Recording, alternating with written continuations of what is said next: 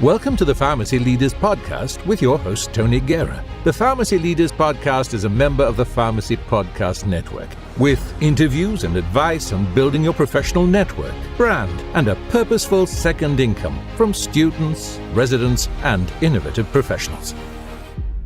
Well, let's talk about the residency just a little bit more. So the ASHP just came out with a number saying that the number of residencies went from 3,000 to 4,500 in 5 years. And that is a huge change.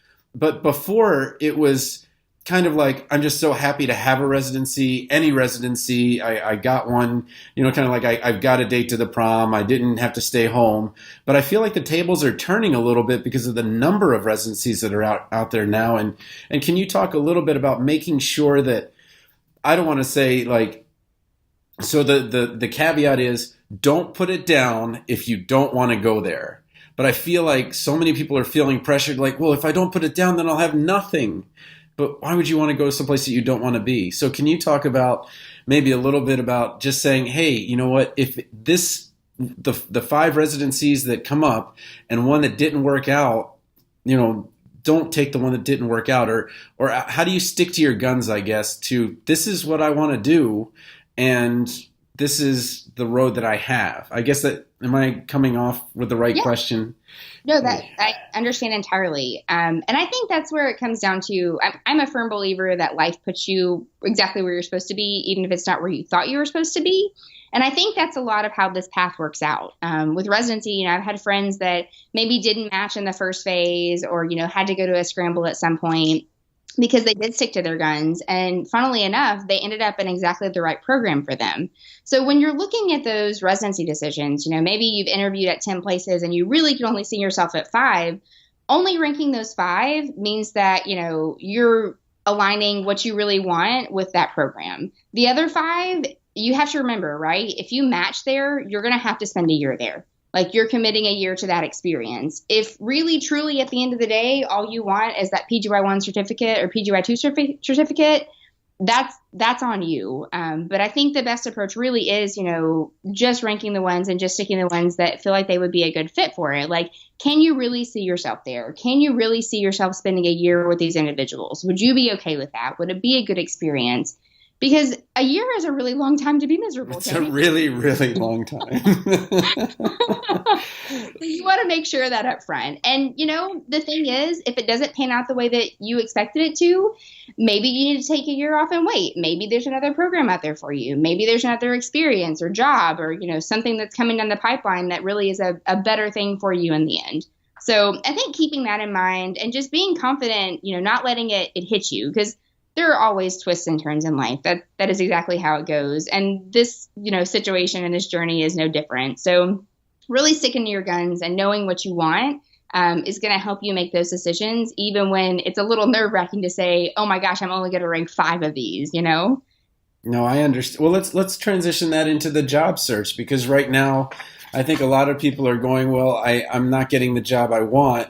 So they'll go one of 2 ways. I'll just take what I can for now, or I'm just going to hold off. And I guess I just want to get your general advice, but there's a 96% employment rate in this country. So there are plenty of jobs that a pharmacist can do, but I feel like they keep narrowing their focus. So can you maybe give some advice to the job seeker? Yeah. So that's, again, so much of these choices are, based on understanding who you are. I love, and I have this printed on my desk, know thyself. Oh, yeah. Yeah. I know the book. Yeah. Yeah. It's very important. So with the job search, it's a little different because it's not that clear cut. Oh, I'm going to be there for 1 year, or I'm going to be there for 2 years. Like there's no end date on my contract, right? I could be here for forever, technically speaking, if all things go well. So with the job search, you do have to be super flexible. I personally, was based in Houston, Texas. My family's in Tennessee. I was willing to go pretty much wherever. I had a couple of no-go zones because I didn't want to pay super high rent. But beyond that, I was flexible. So if you can be flexible geographically, that's amazing. That gives you a lot more option to say, what type of role do I want? What do I want to be doing every day? What kind of practice environment, et cetera? If you're geographically limited, it's a little bit tougher. But I think you just really have to approach them as opportunities too. So maybe you take a job that's not 100% what you were wanting right off the bat, but maybe there's opportunity to make it that. And how much cooler is it if you're able to step into a role and create this super advanced practice model when nothing was there beforehand? So approaching it that way, being open to those opportunities, and again, looking for the best fit when it comes to people, that was one thing that I really relied upon and really, really wanted looking at, coming out of residency is I want to be in a space where I'm supported in my role. I want to be working with people that are open and willing to change to new ideas, that are supporting me in what I'm doing and what our team is working towards. And I think finding that is just really, really valuable. So focusing on it during that job search will serve you well in the end, I think. Okay, well, tell me a little bit about your job search. So you landed at Kentucky, which I consider the Harvard and Yale of pharmacy, or one of them. But it sounds like, as I'm talking to you, you really still had this smaller, and I say smaller geographic area. When you count Texas, it just it kind of trumps a lot of things. But really, when you're going from East Texas, you can drive up through Nashville to get to Kentucky. Or up through there. So tell me a little bit about the job search, because you had mentioned that you really only applied to 3 places, or not that many places. How did you narrow the search? Get the connections to get such what would be considered a very prestigious position, I think. So I was very open. I was open geographically on that. So even applied all the way up through, northern states. The Southern girl apparently likes her salad. It's even you saying that is like, well, I would have taken something, north of Richmond, because I went to the University of Florida, and the first day I was there, I said, oh yeah, I'm from Maryland. And he's like, so you're a Yankee. I was like, well, what? No, I'm south of the Mason-Dixon. He's like, no, south starts at Richmond. So I'm with you on all of this. So I know exactly where you are, but it's just funny that you said I would take something up in the north, No, being from Tennessee. No, I actually did search everywhere. And at mid-year, I did a number of interviews. So again, this is where you cast your net wide, is what one of my mentors has always told me. So really cast my net wide and was just like, what's out there? What are people looking for? What am I good at? And where am I going to be a good fit? So really keeping those things in mind, I just started talking to people. Reached out to friends of mine, made my leadership and then kind of my network aware of what I was looking for. And you'll sometimes have people ask you, if you've gotten to know individuals through your state meetings or other organizations, they know you're a second year resident. They're going to be asking, oh, hey, where are you going? What are you thinking about? Where do you want to land? Especially in leadership when they're trying to, recruit new people. It's always hiring sometimes.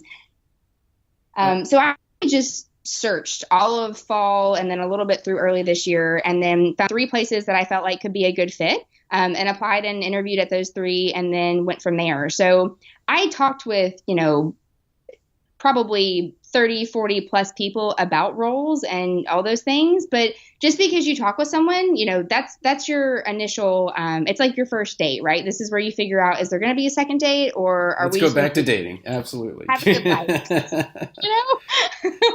It's exactly one of those. So I think if you've thought about it going in, have those conversations, start reaching out, try to figure out what's out there, get a feel for the landscape, and then you can start narrowing down to say, what am I going to be a really good fit for? Because chances are, if you're applying somewhere and you're not going to be a good fit, they know you're not either. You're not going to be fooling anyone. So if you can, find those things and find those couple of roles that you think would be good, I think you have a much better chance of success, both in marketing yourself and in that role. Well, tell me. Go ahead. Oh, I was just going to say that was my approach on it, is, cast my net really wide, and then was just really honest about what I wanted in a first rollout, and, what was acceptable and what was not acceptable for me. I just wanted you to maybe tell us a little bit. So what I'm hearing is that you went to ASHP, but I'm guessing that you went to it's not the match, it's the matching service or something like that. It's the one with the tents. What's it called? Personal placement service, or PPS? Yeah. Can you take us into that place? Because anybody that didn't belong there got shut out. But can you?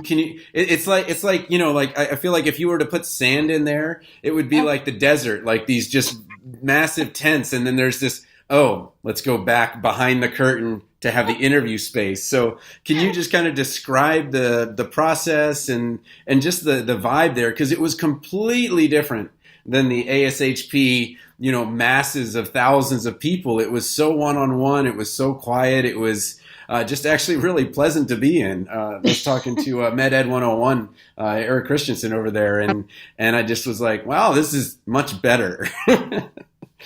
It is kind of nice. So it's great in that instead of having to spend tens of thousands of dollars flying across the country, you can talk to 100 people in one place at one time. So PPS is all online. So for those that aren't familiar, you actually go into a different software through ASHP, the personal placement service, and then upload your CV, upload your information, and then you can start communicating with programs if you're looking for residency or with leadership that are hiring for roles, depending on what you're looking for.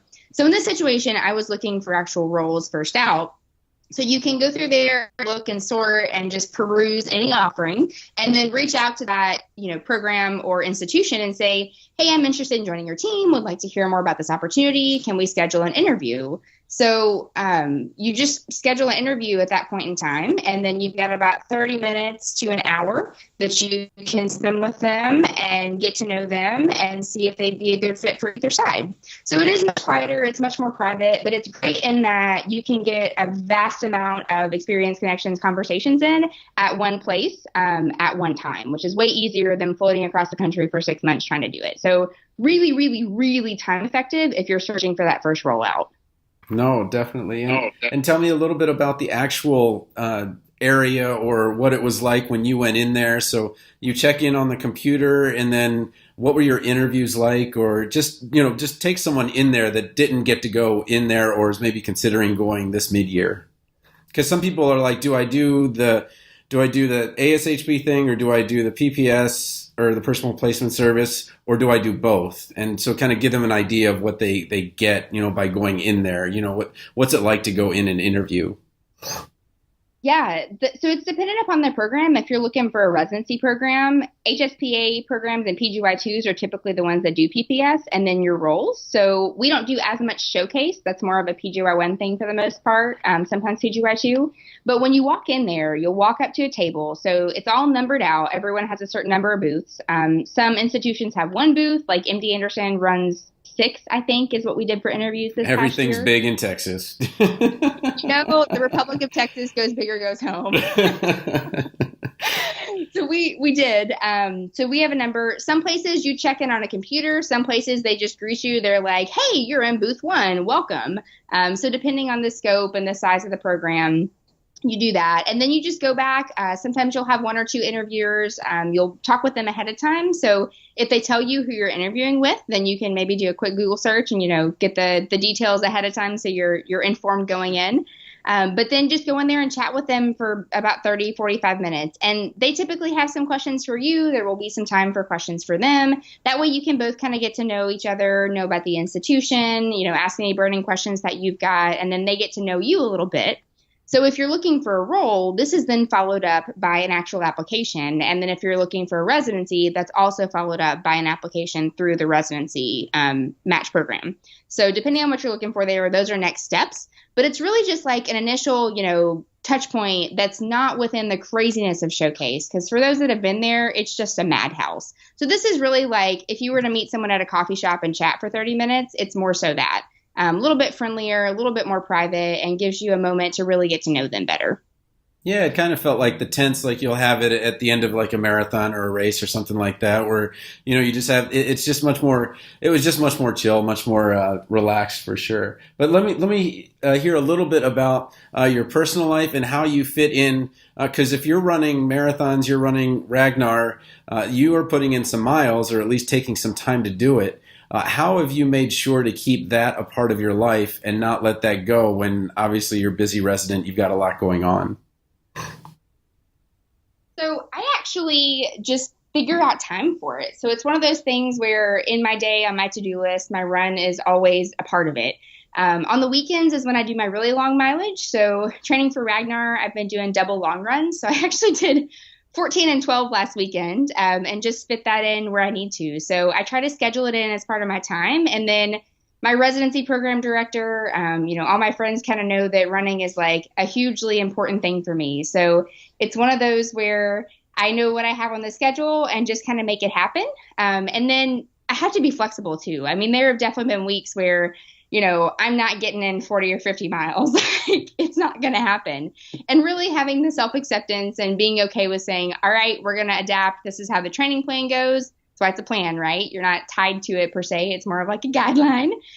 So I'll shift things where I need to and be flexible and, just enjoy it. I mean, I'm there to enjoy the process, not necessarily to have to stick to the stringent training plan every day. So try to keep it enjoyable and then just fit in that mileage wherever I can. Yeah, no, I mean, I ended up, my weekend run ended up being Tuesday 7, Wednesday 13, and Thursday 5. So my long run ended up in the middle of the week. I'm like, how did that happen? What? Because we're in finals now, and your flexibility makes a lot of sense. That it's a passion. It's something that you make sure to keep in your life, but also to be flexible and know that sometimes other commitments make it so that you can't maybe do it exactly when you want to. Well, I asked you a ton of questions. You've given a lot of great information. Is there anything that you'd like to say that I didn't maybe ask you about, or you want to leave as a parting thought?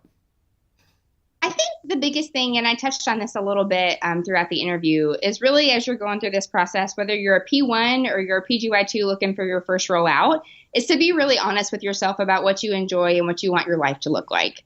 It's really easy to get caught up in the whirlwind of residency and the job search and figuring out what you want to do, but really being truly honest with what you're good at, what you want your life to look like, and what makes you happy, I think is what's going to lead you in the right direction. It serves as that, beacon in the darkness and the whirlwind of life that helps guide you in the right place. So, like I said earlier, knowing thyself is hugely important, and I would encourage anyone listening to this and going through that process to really sit back and just reflect on that, because I know it's been a great help for me.